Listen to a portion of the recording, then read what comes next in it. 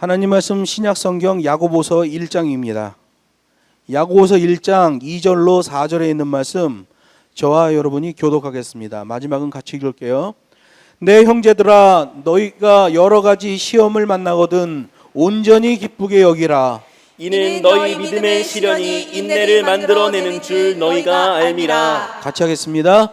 인내를 온전히 이루라. 이는 너희로 온전하고 구비하여 조금도 부족함이 없게 하려 함이라. 아멘.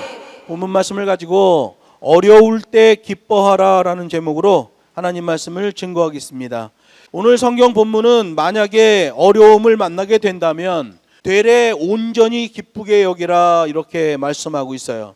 우리말로는 온전히 기쁘게 여기라 이렇게 돼 있지만 원문으로 보면 극진하게 대접하라 이렇게 돼 있어요. 그래서 온전히 기뻐하라라는 말은 파산 카란이라는 말인데요.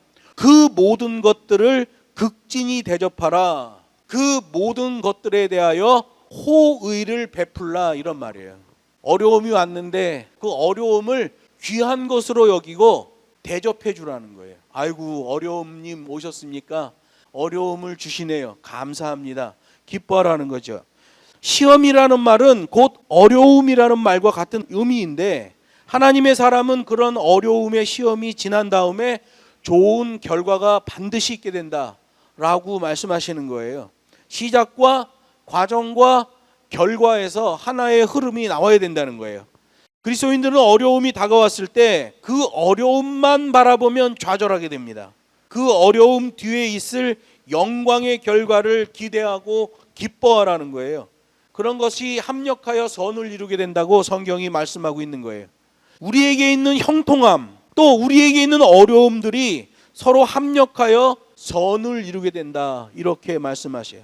어떤 사람들은 하나님 나는 탄탄대로 꽃길만 걷게 해주세요 이러는데 그건 기독교의 기본적인 신앙을 모르는 사람이에요. 여러분 우리는 꽃길을 걸을 때 있고 또 어려움을 당할 때가 같이 공존한다는 거예요. 꽃길을 걸어도 감사하고 고난의 길을 걸어도 감사하라 이렇게 말하고 있는 거예요. 우리 이수정 간사님이 얼마 전에 북경에 다녀오셨는데 북경에 가 있을 때만 해도 아주 거기가 보통 힘든 게 아니에요. 막 이사를 가야 되고 공안이 하루에도 몇 번씩 뛰어들어오고 피시 나고 여기 있는데도 저도 멘붕에 빠지겠더라고요. 단기반을 해야 되냐 말아야 되냐 막 고민을 엄청 한 거예요. 그래서 결론을 내렸어요. 하던 대로 하자. 그래갖고 단기반을 그냥 한 거예요. 그랬더니 지금 또 잠잠해졌어. 어떨 때는 꽃길을 걸어가는데 어떨 때는 어려움이 와요. 세상 기준에서는 꽃길 걸을 때 호호하하지만 어려움이 오면 좌절하고 원망하는 게 세상 기준이에요. 근데 우리 기독교인은 다르다는 거죠. 어려움이 와도 기뻐한다는 거예요. 기뻐하는 수준이 온전히 기뻐한다. 그 모든 것들을 극진히 대접하고 호의를 베풀면서 기뻐하는 거예요. 그러니 여러분 어려움이 왔을 때 그 어려움이 얼마나 당황하겠어요. 어려움이 사람들을 찾아다녀 보는데 세상 사람들 다 찾아가 보면 원망하고 불평하고 좌절하고 이러는데 어느 기독교인을 찾아갔더니 막 아우 이제 오셨어요. 어서 오십시오. 힘들고 어려움을 막 대접해 주니까 어려움이 뭐 이런 사람이 다 있어. 그리고 빨리 정리하고 나가는 거죠. 시험이 그 고난이 어렵다고 안 통과해버리면 진급이 안 되는 거예요. 학교에서도 그렇잖아요. 기말고사 시험 보고 학년말고사 시험을 봐야 그 다음 학년으로 올라가는 거예요. 기말고사 아우 나 짜증나 안 봐. 그 다음 2학기 학년말고사 때 아우 나 요즘 기분이 별로 안 좋아. 시험 안 봐. 그러면 걔는 유급이야. 30점이 나오던 10점이 나오던 시험을 봐야 그 다음 학년으로 올라가게 되는 거예요. 세상의 모든 것은 시험에 합격해야만 자격이 주어지고 그 권리도 주어지는 거 아니겠어요? 합격하려면 시험을 준비하는 시간도 필요하고 실제로 시험도 치러야 되죠. 시험 준비는 열심히 해놨는데 시험 당일날 늦잠을 자갖고 시험장에 못 갔어. 그러면 시험 준비를 했던 모든 게 물거품이 돼버리는 거예요. 시험도 제대로 준비하고 시험 보는 날도 제대로 시험을 치러야 되죠. 마찬가지로 하나님의 백성들도 어려운 시험을 통과해야만 좋은 열매를 맺을 수 있다라고 말씀하시잖아요. 모든 시험이 그렇듯 우리 하나님이 주시는 시험에도 출제 경향이 있어요. 공부 잘하는 애들의 특징이 뭡니까? 그렇게 공부 열심히 안 하는데 점수가 잘 나와. 뭘까요? 출제 경향을 알고 있는 거예요.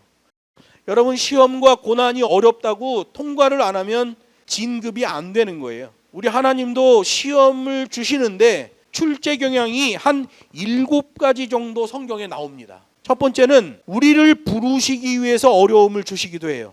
만약에 하나님이 어떤 사람을 하나님의 자녀 삼기로 작정했다면 그에게 어려움을 주면서까지 또는 연단의 과정을 통해서라도 그를 부르고 붙들어 주시는 거예요. 하나님의 부르심을 알게 하시려고 어려움을 주시는 때가 있다는 거죠. 근데 이런 경우는 대부분 그 사람이 어리석은 판단을 하고 있을 때, 하나님이 콜링이 있는데 그 사람 자체가 그것을 잘 못 알아듣고 있을 때 하나님께서 이 방법을 쓰시는 거예요. 부르심을 알게 하시려고 어려움을 주신다. 여러분, 그렇기 때문에 어려움이 올 때는 조용히 자신을 향한 하나님의 뜻을 구하고 발견하는 시간을 가져야 돼요. 그 하나님의 부르심을 들으려면 자신의 골방으로 들어가야 돼요. 나의 시면의 마음속으로 들어가야 돼요.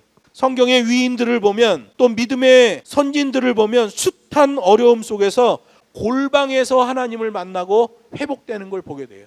저도 이번에 북경일로 너무 힘들 때, 정말 멘붕이 올 때 제 안에서 하나님을 찾았어요. 하나님, 지금 어떻게 해야 됩니까? 이건 내가 할 수 있는 건 아무것도 없습니다. 하나님, 난 기도할 수밖에 없습니다.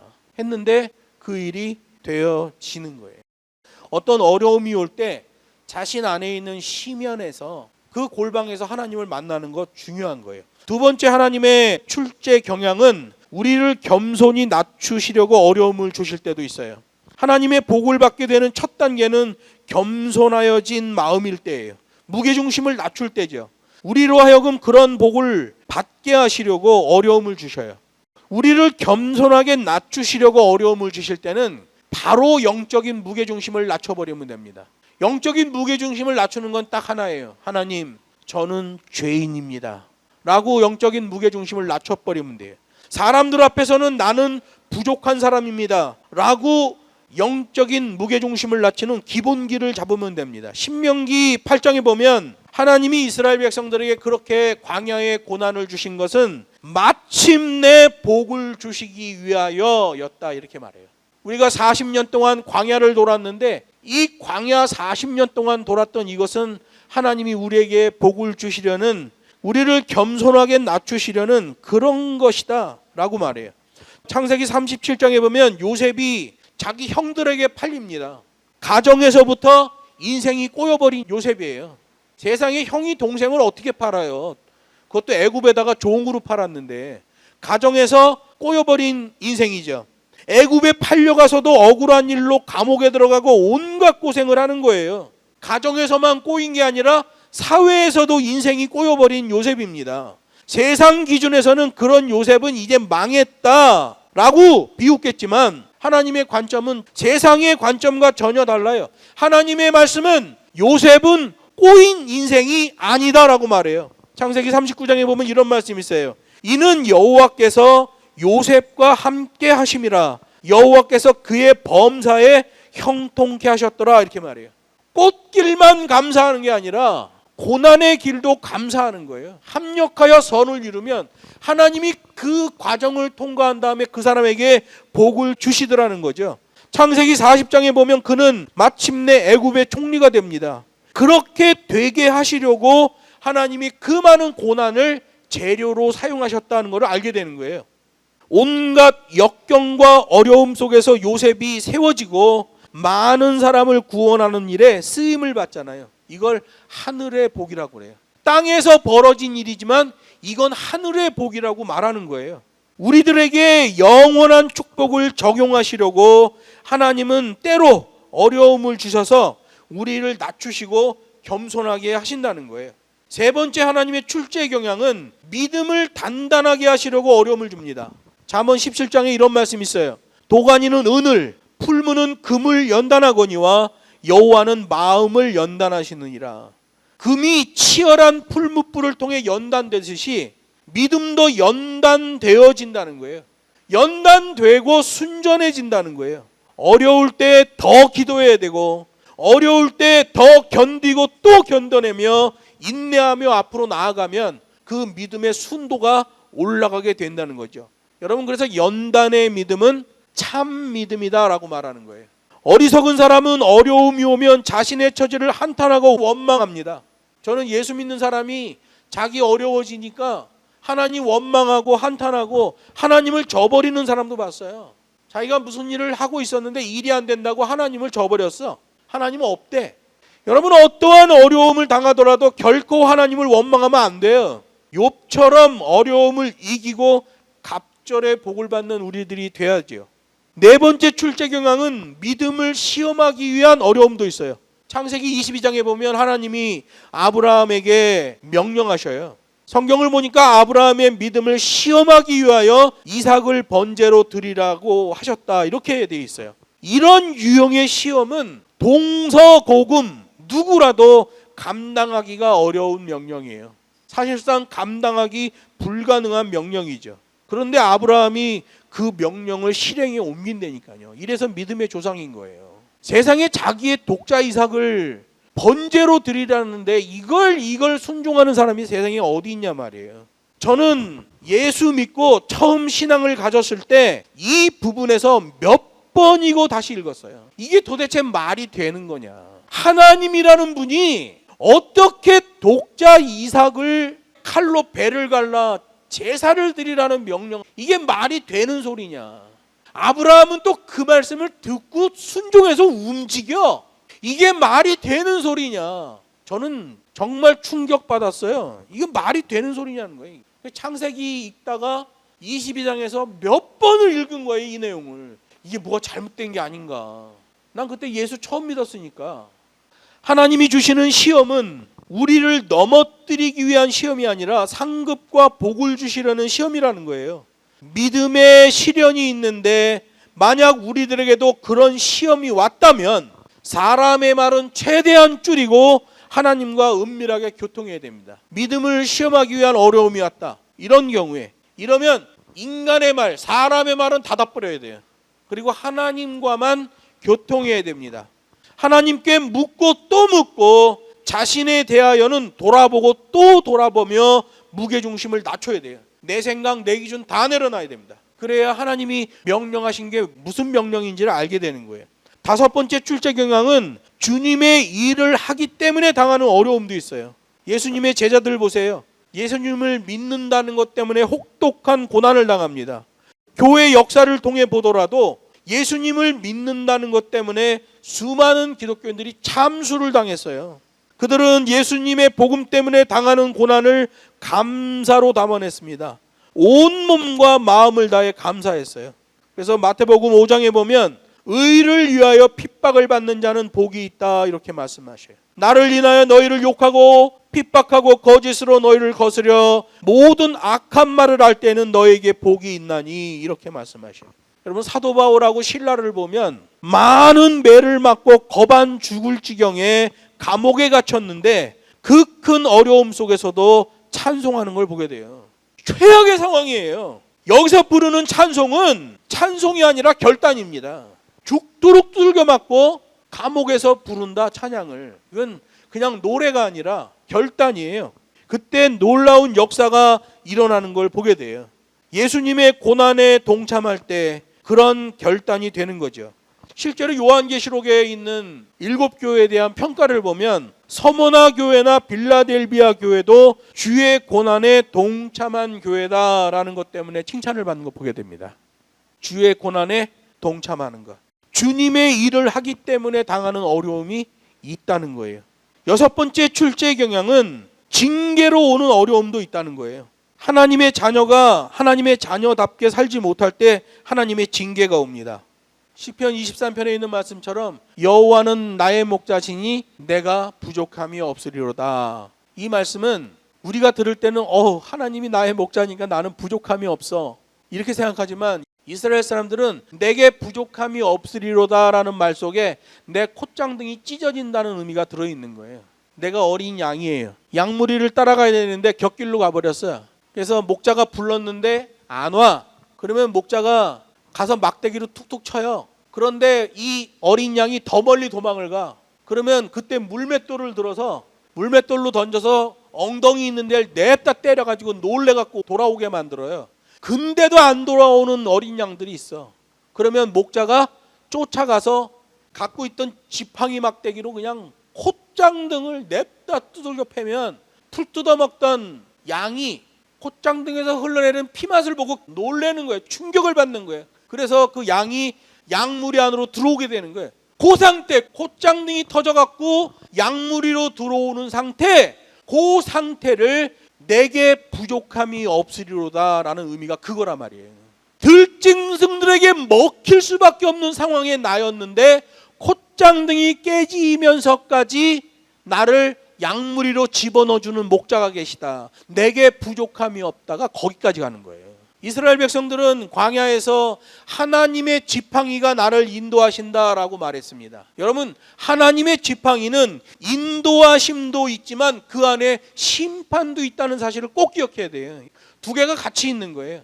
하나님의 지팡이로 나를 인도하시다가 대열에서 이탈하고 자꾸 엉뚱한 짓을 하게 되면 쫓아오셔서 콧장등이를 그 지팡이로 한 대 때려버린단 말이에요. 하나님의 인도하심은 콧장등이 깨지는 것일 수도 있다는 말이에요. 하나님의 일을 위해 하나님이 쓰시고자 하는 사람이 엉뚱한 길로 가면 하나님께서 직접 책망하시며 어려움을 주신다는 거예요.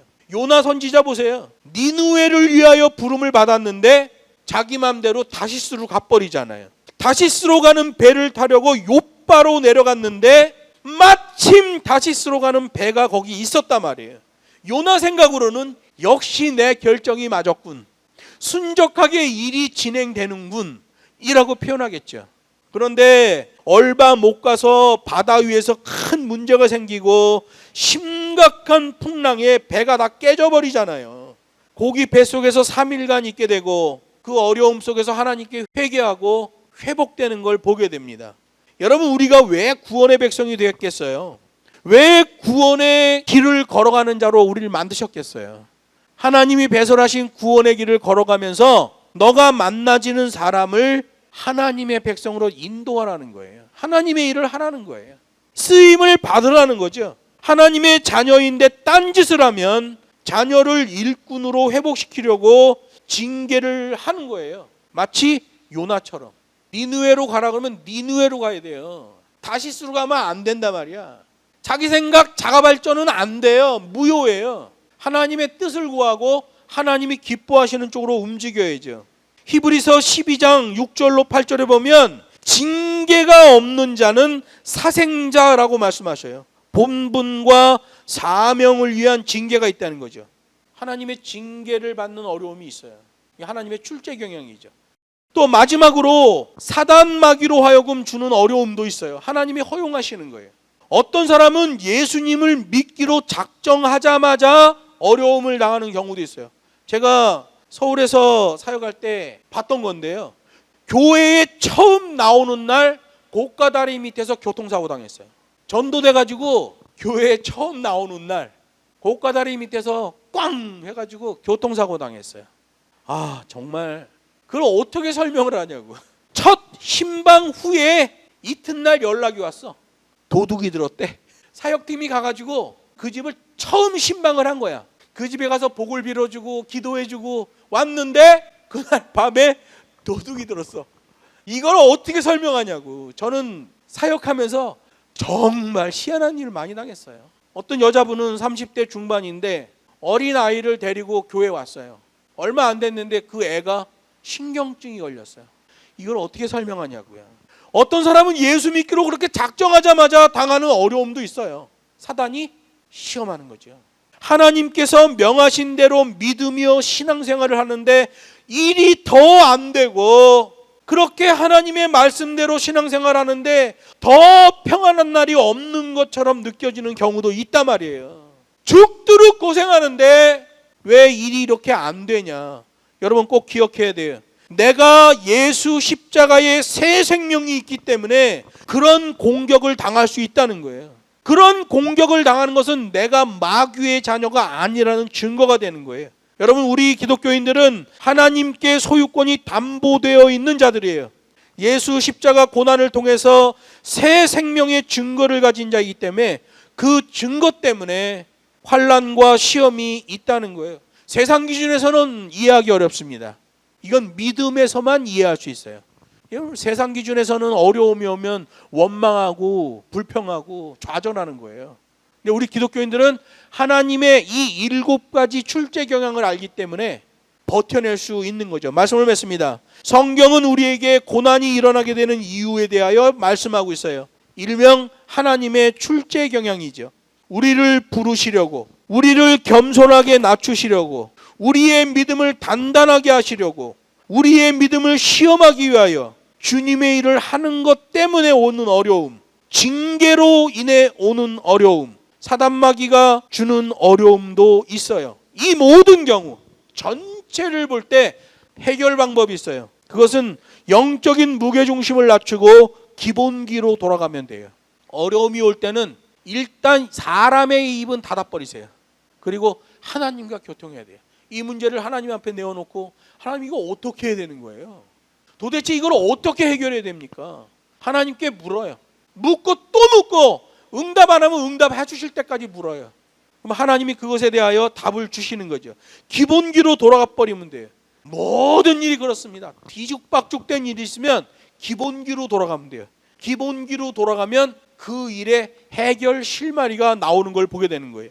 우리는 어려울 때 되레 기뻐할 수 있는 믿음의 사람들이에요. 하나님이 우리를 자녀 삼아 주시고 또 큰 복을 주시는 과정의 하나로 어려움을 주신다는 거예요. 그렇기 때문에 우리에게 어려움이 다가왔을 때 그 어려움만 바라보고 좌절하는 게 아니라 그걸 점핑보드 삼으면 돼요. 하박국 선지자는 점핑보드를 한번 띱니다. 하박국 3장 19절에 보면 주 여호와는 나의 힘이시라. 여러분 하박국 3장 19절 앞에 있는 내용의 상황을 보면 포도나무에 포도가 없어 외양간에 소가 없어 다 절망 상태예요. 망했어요 세상 기준으로 보면. 근데 하박국 3장 19절에서 점핑보드로 튀어오릅니다. 주 여호와는 나의 힘이시라. 나의 발을 사슴과 같게 하사 나로 나의 높은 곳에 다니게 하시리로다. 요즘으로 얘기하면 내 어려움 가운데서 내가 완전히 짜부러져 있는 상태인데 여호와께서 나의 힘이 되주셔서 내 발로 점핑보드처럼 그 상황에서 튀어오르게 해주셨다. 이런 말이에요. 우리 모두가 어려움 후에 나타나는 하나님의 축복을 바라보고 또 기뻐하면서 어려운 시험 가운데도 승리하는 그런 신실한 백성들이 다 되기를 우리 주 예수님의 이름으로 축복합니다.